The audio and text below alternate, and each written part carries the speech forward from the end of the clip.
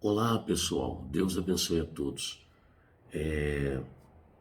No capítulo 24, 24º capítulo do livro de Mateus, no versículo 37, 37º versículo, Jesus fala da tribulação e ele diz que não passará um tio, uma vírgula, sem que as coisas que ele falou aconteçam. Ou seja, não vai passar nada,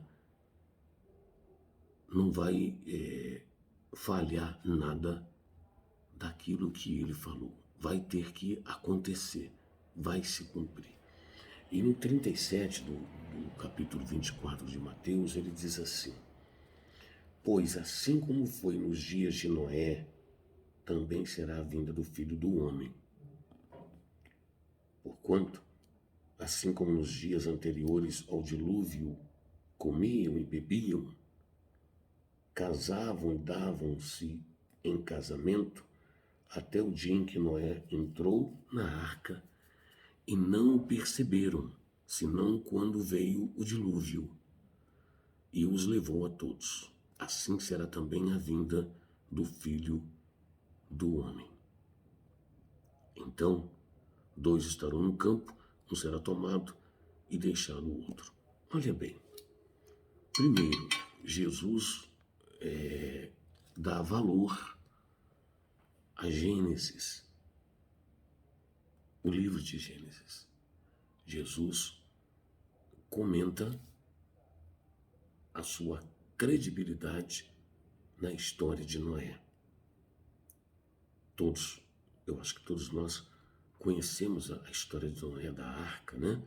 Que Noé era um homem que buscava preservar sua família, a comunhão com o Criador, e ele ouviu a voz de Deus dizendo, faz um barco bem grande para flutuar, e deu as medidas. Deus como carpinteiro, né, como arquiteto, e ele foi para a mata e começou a preparar os paus, as trancas, as portas, a madeira para o grande barco, a grande arca. E ela flutuou sobre as águas. Jesus aqui dá muito claro o índice, a prova de que houve o dilúvio. Naquela região houve o dilúvio, onde havia pessoas. Mas aí a gente percebe que em todo mundo, porque o desnivelamento da terra é geral. De uma certa maneira, toda a terra teve essa deformação.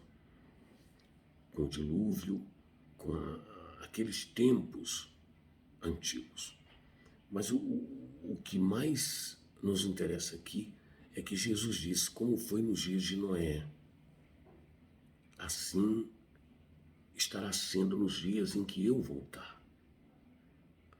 Aí eu quero que você entenda, por favor, o seguinte: nós poderíamos voltar ao tempo de Noé para a gente. Vamos fazer uma viagem lá no tempo de Noé, vamos clicar e vamos voltar lá no tempo de Noé, segundo relata Gênesis. Lá diz que as pessoas comiam, bebiam, dançavam, se divertiam, se festejavam, viviam uma vida do jeito que elas queriam. Elas casavam, davam-se em casamento, uns davam valor à família, outros não. Será que não é mais ou menos isso que nós estamos vivendo hoje? Na verdade é, né?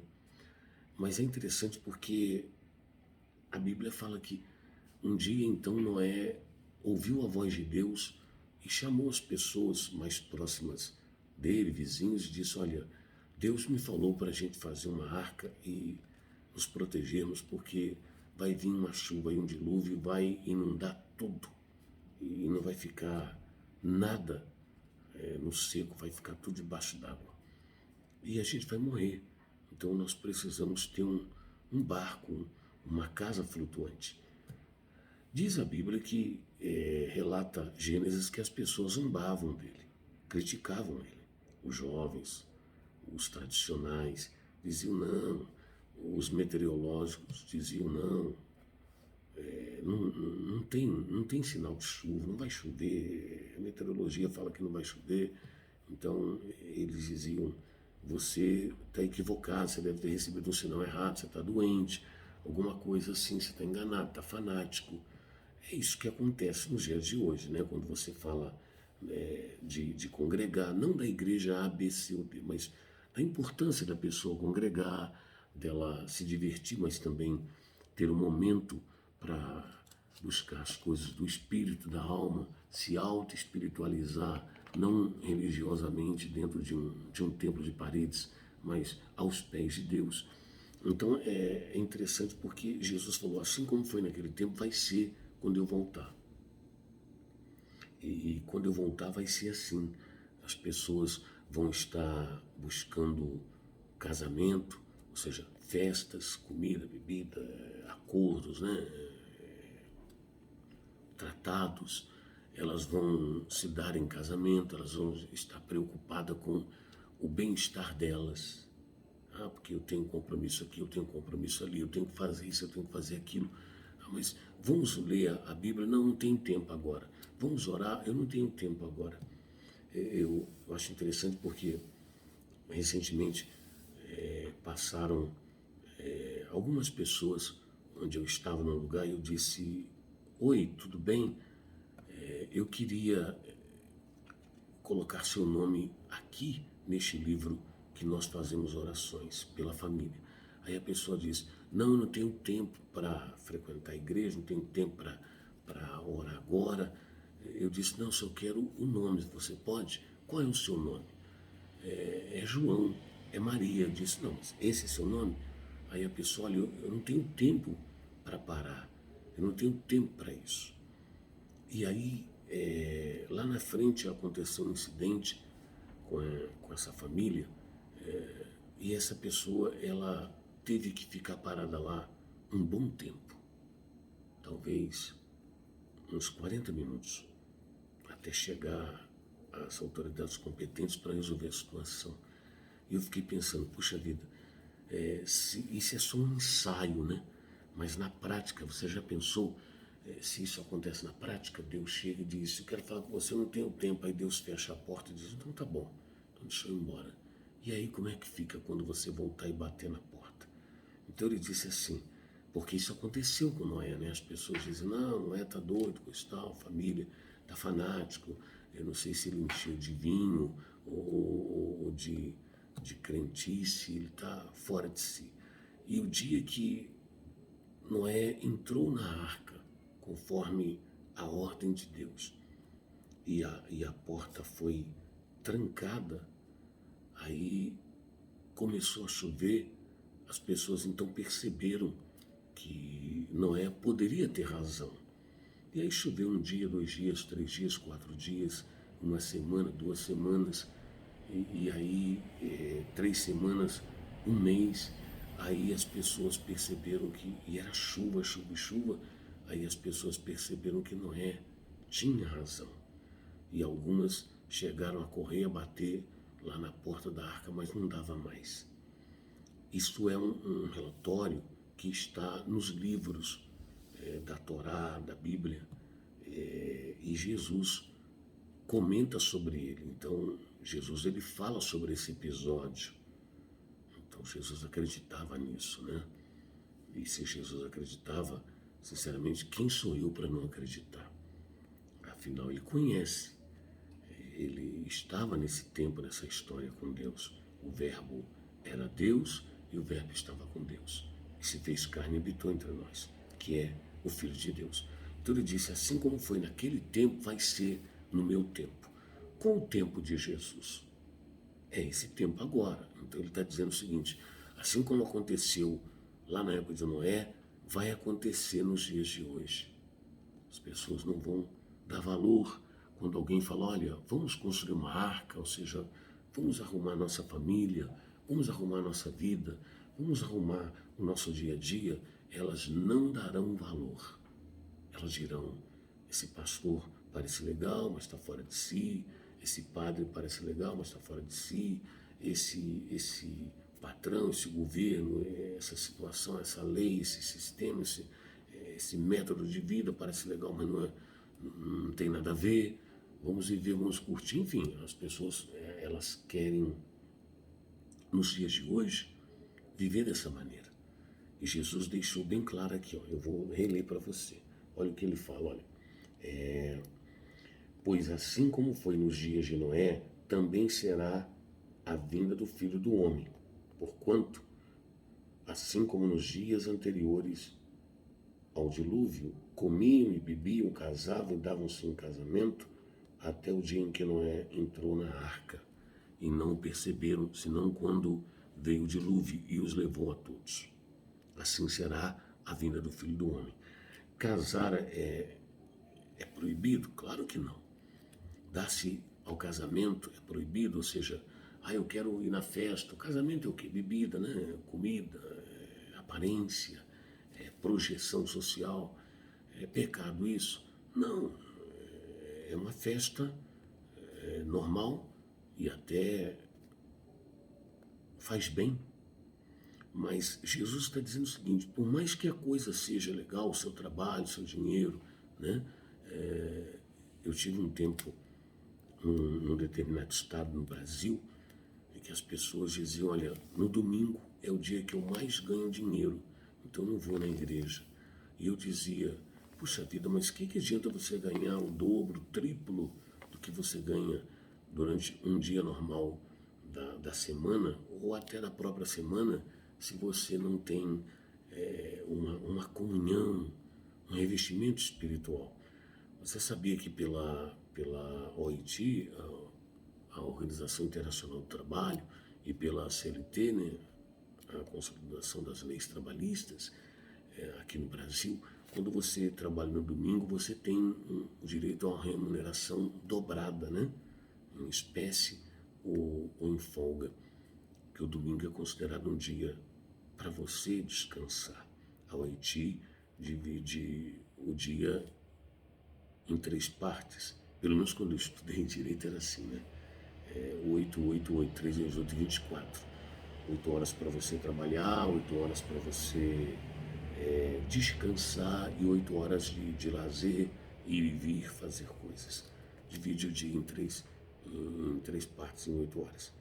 Claro que hoje nós já temos alguns movimentos, inclusive na Europa, que a pessoa trabalha só 36 horas, 40 horas, 44 horas, não sei, trabalha X, 9 horas tal, um trabalho sábado, 8 horas tal, um trabalho até o sábado, aí depende, mas enfim, a OIT dividiu assim. Agora tem mudado bastante, é muito relativo, mas o que eu quero dizer é que às vezes a pessoa diz assim, sábado, olha, você procura um judeu no sábado, ele está inteirado à devoção a Deus, todos os dias, mas naquele dia em especial. Você procura um chamado crente ou evangélico, no domingo, ele quer viver ainda mais para ele. Primeiro ele vai na missa, no culto, na reunião, e depois a vida é dele. Se você chamar, mas vamos evangelizar, mas hoje não. Vamos no hospital, mas hoje não. Vamos orar aqui, hoje não. Hoje é dia de eu ir ali e descansar. Então as pessoas, elas estão como na época de Noé. Elas querem casar ou dar-se em casamento. Hoje nem isso mais estão querendo, né? Mas elas querem festas, elas querem curtir, aproveitar a vida, ganhar dinheiro, ir para a praia, fazer isso, fazer aquilo. Isso é pecado? Ninguém está falando que é pecado. Esquece pecado, tira isso da cabeça. Nós estamos falando é que isso pode enfraquecer e não revestir seu coração e não te dar sustentabilidade suficiente na hora em que o dilúvio, na hora em que a água começar a cair sem parar, na hora que as coisas ficarem difíceis e feias no sentido espiritual. E se a arca fechar a porta? E se a chance desaparecer? E se você perder a sua fé? Sabe o que eu penso nisso? Nesses 43 anos aos pés de Jesus, desde os meus 17 para 18 anos, eu venho pensando nisso. Sabe o que eu penso? Eu penso assim, puxa vida,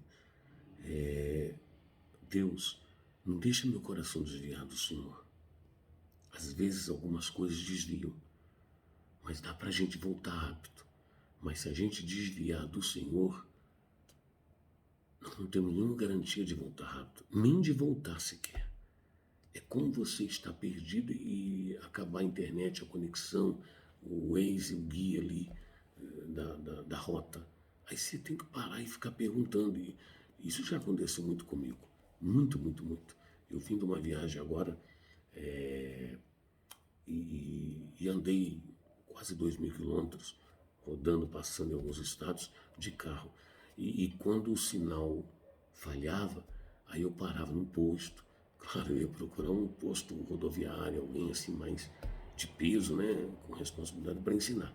Mas aí se pergunta na rua, aí a pessoa às vezes até com boa intenção, olha, você entra por aqui, sai por ali, aí não é o melhor caminho, não é o mais perto, é o mais perigoso, é o mais difícil, é o mais longo. Então, você precisa fazer um investimento no espiritual, porque se você se afastar de Deus, aí quem vai fazer você voltar? É como a blasfema contra o Espírito Santo, né? Por que não há perdão? Porque o Espírito Santo é o mais poderoso? Não, claro que não. Porque ele é o mais importante, porque ele é a pomba, ele é o consolador. Não, não.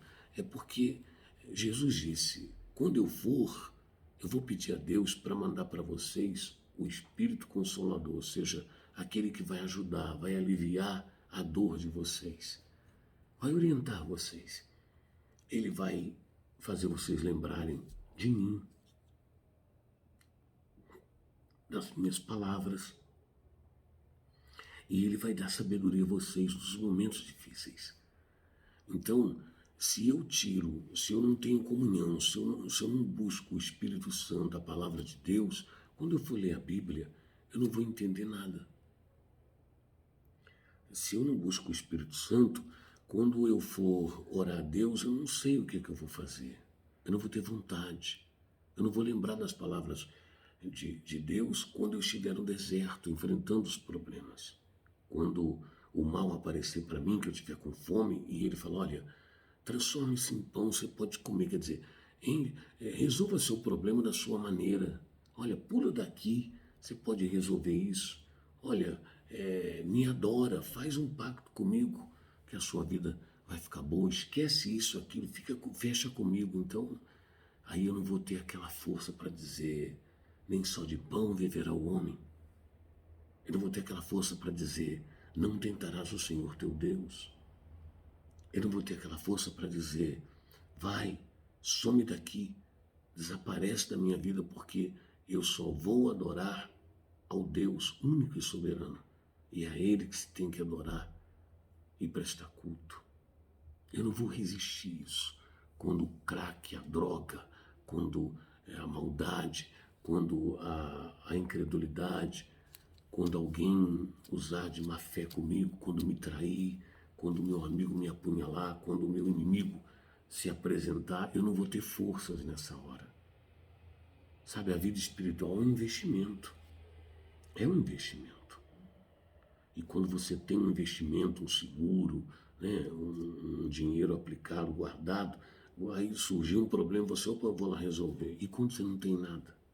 Vence o aluguel, vence a prestação do carro, acaba a gasolina, um plano de saúde, uma roupa, um eletrodoméstico que quebrou, uma coisa que aconteceu, um sinistro que surgiu. Como é que você faz? Você pede emprestado, fica dependendo dos outros ou no desespero, não é verdade? Então, mas o espiritual é o que nos capacita para todas as coisas. Ele sim nos condiciona a vencer todas as etapas da vida. Mas comece agora a investir no espiritual, tá bom? Então Jesus disse, como foi na época de Noé, vai ser assim quando eu voltar. E que você não seja um desses que critica Noé, né? Os Noés da vida, e que você não fique do lado de fora curtindo a vida. Não. Vai ajudar Noé a construir a arca, ou seja, ajuda a obra de Deus, estenda a sua mão para fazer a caridade, invista no espiritual, invista no que é bom, no que é luz, e nada te faltará, tá bom? Um grande abraço, Deus te abençoe poderosamente, no nome de Jesus Cristo. Amém.